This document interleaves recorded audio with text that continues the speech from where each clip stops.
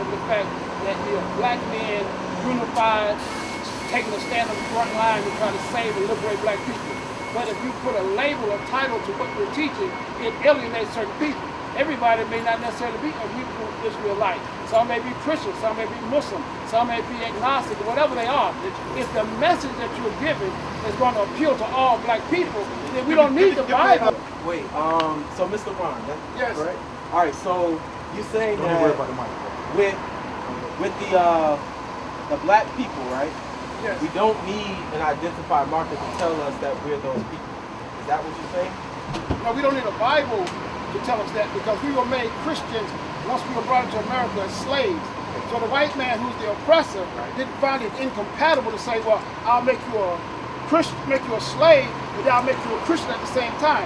So the religion of Christianity is all about mind control. So I agree with you. Now, one quick question: is this Bible for Christians? 85% of the people in America are Christians. What is this book titled for? Like, who is it for? It was authored by King James, who was a homosexual. That's so why are not we true. going? That's not true. That's not true, sir.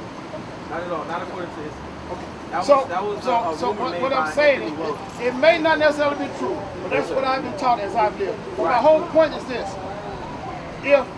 if the Native Americans lived here long before the Europeans came, right, they didn't have a Bible. So what gave them spiritual guidance that they used to teach the white man when he came? Okay, we didn't have a Bible.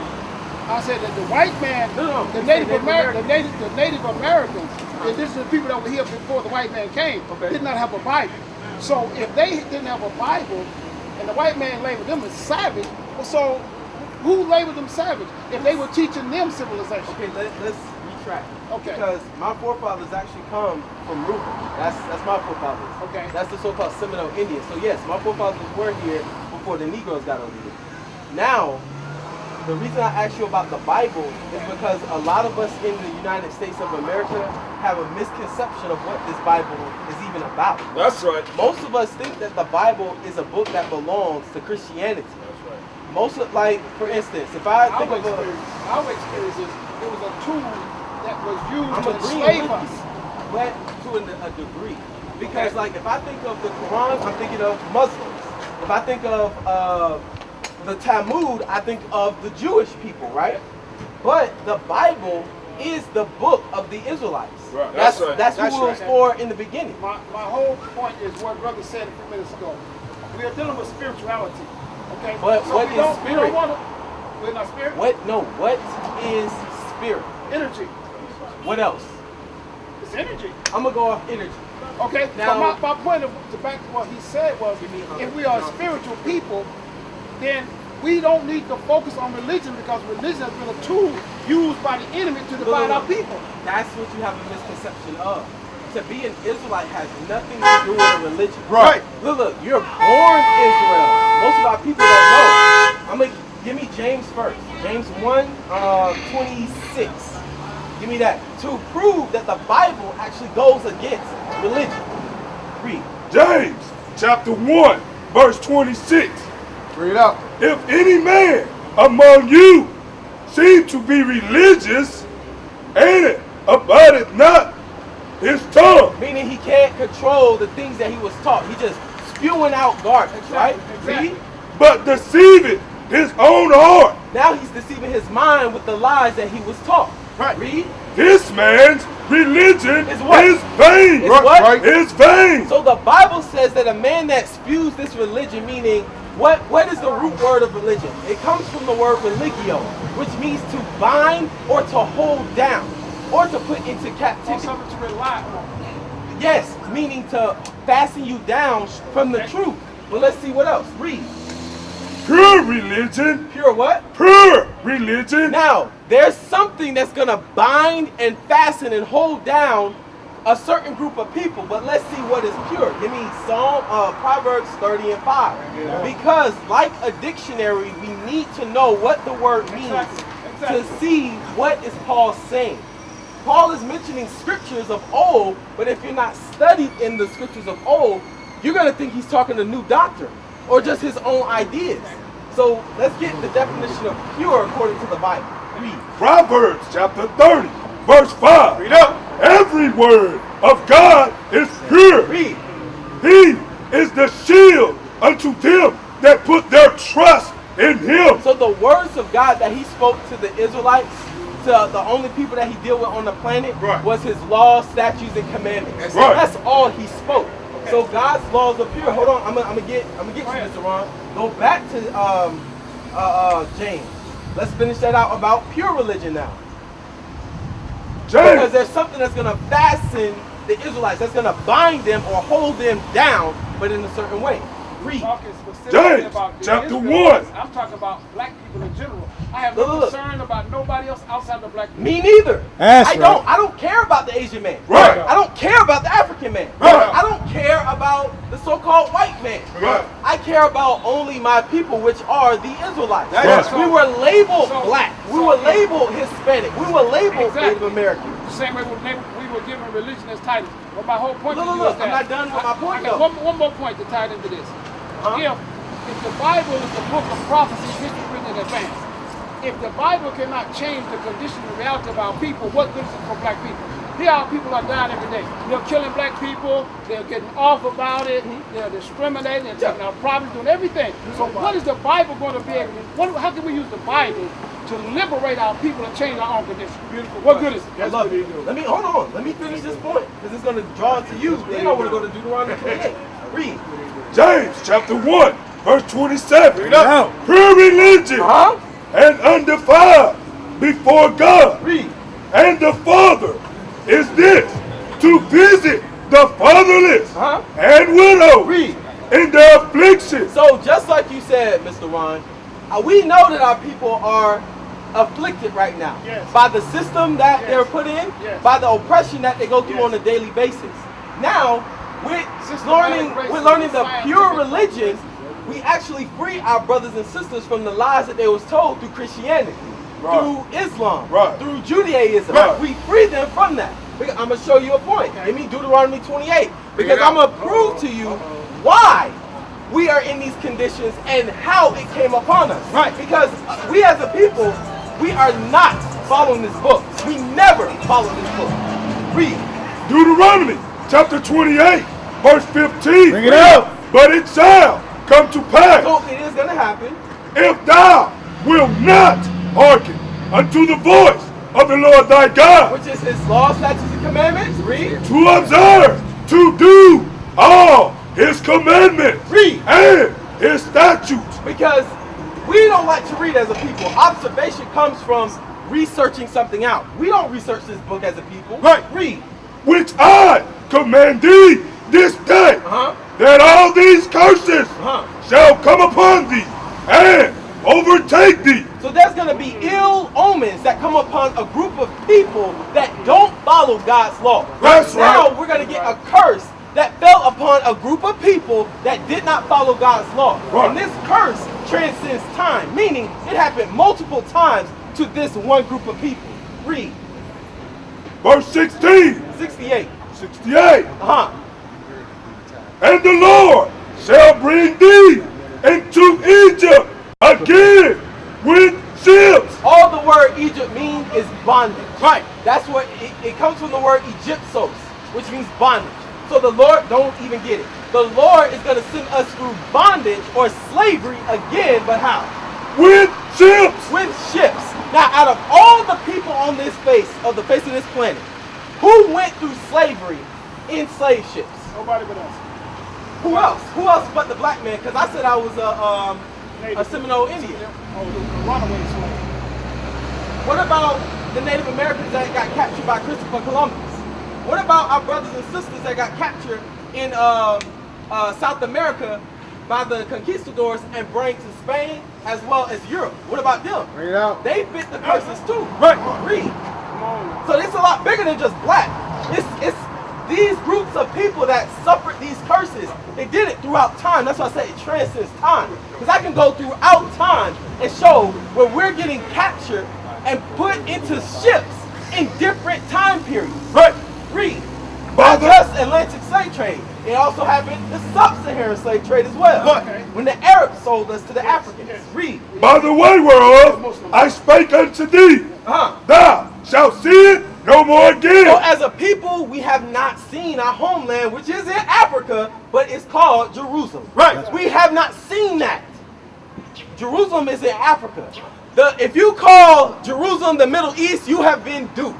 That means that the white man has done his job to confuse you. Right. That was So a you name. saying that Africa is called Jerusalem? I did not say that. I said that Africa is our homeland, but in Africa is Jerusalem where we come from. Right. Because it's a part of the same continent. There's no separation of that. That is true. Read. And there ye shall be sold So there, when we got off those slave ships, we was going to be sold unto who? unto your enemies. Our friends? Your enemies. Read.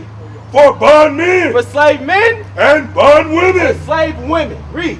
And no man shall buy you. No man shall redeem us. This is a true prophecy. Right. Segurtive Truth tried. He didn't succeed. Malcolm X, he had a valiant effort. Didn't succeed. Martin Luther King had a valiant effort. Didn't succeed. Harriet Tubman had a valiant effort. Didn't succeed on freeing her people. Right. Hey, Nat Turner, which got the inspiration from the Bible to rebel against the people that was holding him down, Right. did not succeed. Right. So, these groups of curses only happen to one group of people. That's why we saying we ain't black, we ain't Hispanic, we ain't Native American. We are the Israelites that the Bible speaks of. That's right. Because I'm in the Torah right now. I cannot prove the white man that's over there calling themselves me in my land. Right. I can't prove that they're the Jews. Because in the Torah it says that we was going to be scattered. Why are they in the land when the Torah says you're going to be scattered in the latter day? Right. It doesn't make sense. Right. Why is it that the so-called Jewish man says that Israel is not connected to Africa because of a Suez Canal that he created? Right. That's right. Why is that? So there's a lot of lies that our brothers and sisters been taught in these institutions called schools. Right. Right. We have been duped. If you have a degree, that's your level of indoctrination. Right. Your associate's degree. You're a beginner at your indoctrination. Bachelor's, you intermediate. Master's, you are a master of that thing. And a doctorate, that means you can replicate that same foolishness that was taught in slavery. Right. So this book is going to liberate us. How? If we apply what God says. I'm going to get into some economics. That's my whole point. Read, after Mr. Ron speak, give me Deuteronomy 28:16 now. The chapter you just read about us going into bondage, what chapter was that again? Deuteronomy, the 28th chapter. And it also says the same thing in Leviticus 26. That's a good one. Read that for Mr. Ron. Deuteronomy chapter 28 and verse 16. Cursed shall thy be in the city, Read. and cursed shall thy be in the field. So let's start with how are the Israelites cursed in the city? How are we cursed in the city? Just like you said, Mr. Ron, there's a lot of oppression that we go through in the city. I'm going to show you one form of oppression that we have in the city that if we apply the law, we wouldn't have that oppression. Right. Give me Leviticus 19:17. Right. I'm going to show you something. If we were to apply this one law in our community, it'll change it overnight. It'll change the economics of our community overnight. Just one. I want to know. Just one. Read. Leviticus. That's on top of more. Read. Doing good. Chapter 19, verse 17. Read. Thou shalt not hate thy brother in thine heart. So, if we were shown the true love of the Bible, meaning, because my brothers and Israelites, He didn't say the Bible. He said, Read. "No, my brother." what? Thou shalt not hate thy brother in thine heart. Who is Moses speaking to? The Israelites. Right. Now, if the Israelites understood in their day, in this time, give me the definition of ghetto as well. Right. If they understood that they were the people of the book, Right. then they would show the love of the Bible. What I mean by the love of the Bible, all the love of the Bible is, when you look it up in 1 John chapter 3 verse 5, it tells you to keep God's commandments is that love. Right. Now if I were to keep the commandments, let's just start with the 10. Thou shalt not steal, thou shalt not kill. This was wanted to hate. Now if I really hated my brother, what am I going to do from him? Steal from him? Shoot him? Right. That's because Hate. you were taught to hate yourself. once we were brought here, we were robbed of the knowledge of who we were, and we were taught to hate ourselves and love our enemies. Exactly. It's called the But in this, it says love thy brother, not thy enemy. But brotherly love is predicated on the basis of self-love. Once you know yourself, you can love yourself. But since you're robbed of the knowledge of yourself, you cannot love what you don't know. So we're gonna hate each other because we don't know each other. But we don't even know self, right? Most of us don't even know who we come from. That's why we can't love nobody else. And I agree. Finish that out to add on to what Mr. Ron said. Yeah. Thou shalt in any wise rebuke thy neighbor, and not suffer sin upon him. So if we were to correct the wrong in our community, you know what? Whose job we just altered? We'll change overnight. We won't need police. Right. We don't need police for when we're our own police. Right. We check each other.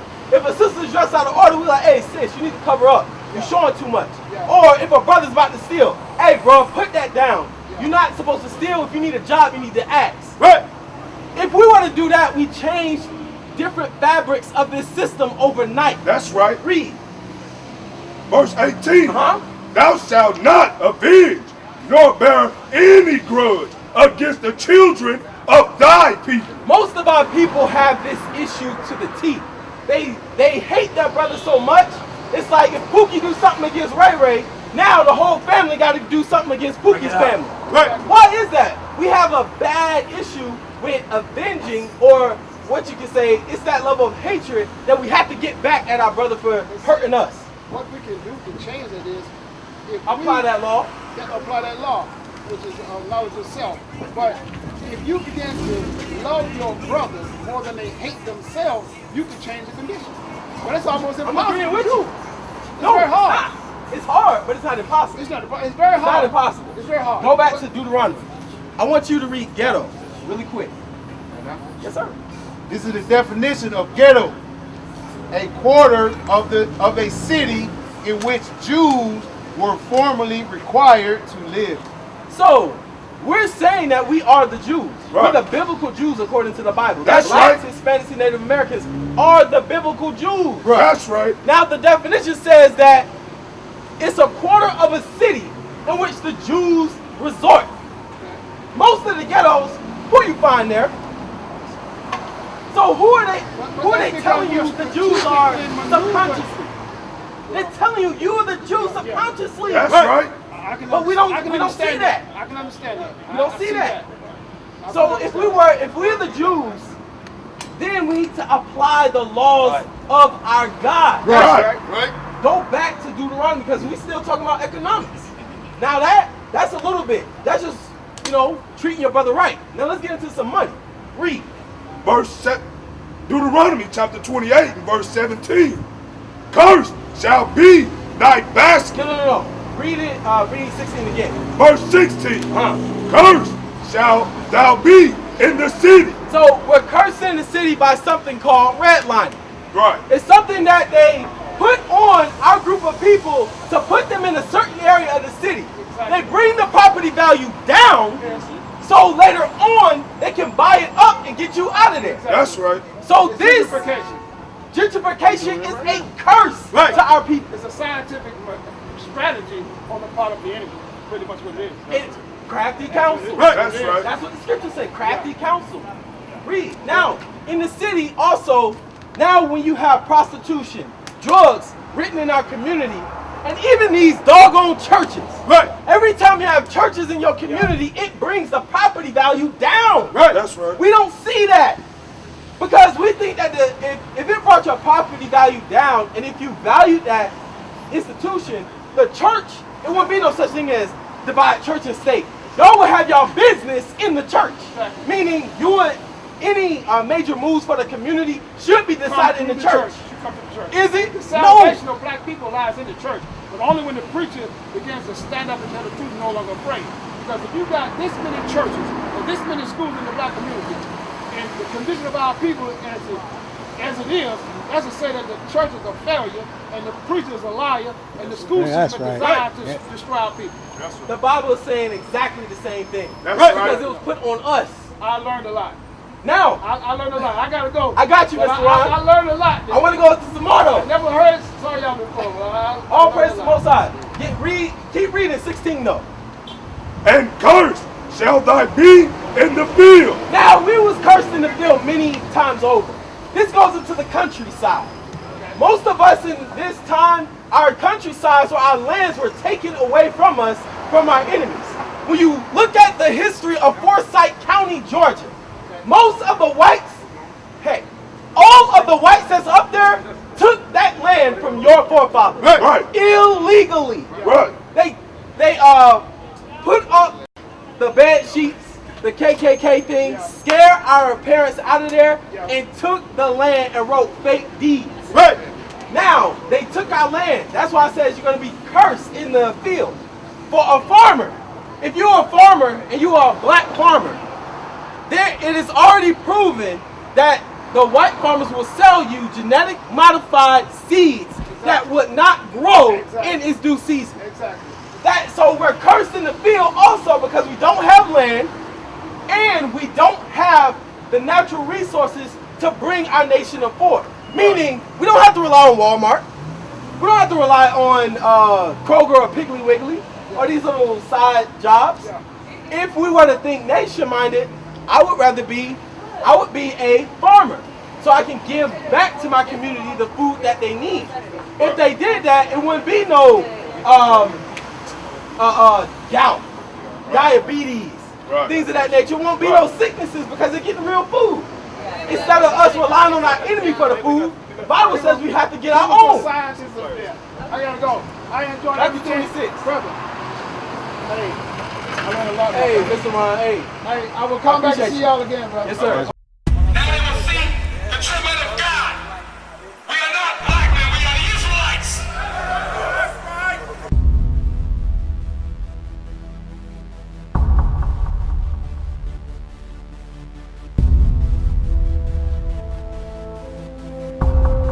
Take care of us. Take care of us. And our children too. And our children too. We have abandoned. We have repented.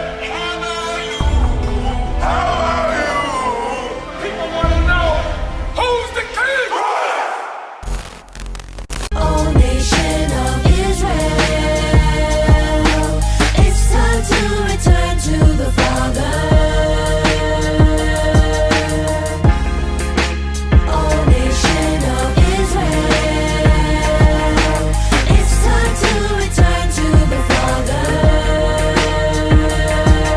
Now why they trying to make it so hard to serve God? And why when I say that I'm a Jew it sound odd? For years I've been walking around saying that I'm a black man. I ain't saying that no more, it sounds wrong, man. This is Bishop Nathaniel of Israel United in Christ. Please subscribe to our YouTube channels. Stay up to date with our latest events, music, and classroom lessons.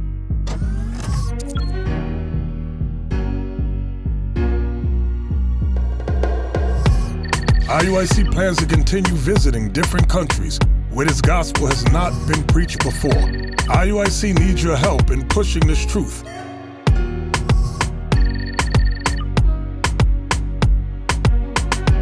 So join us. Subscribe to our Instagram, Facebook, Twitter, and podcasts, and stay up to date with us.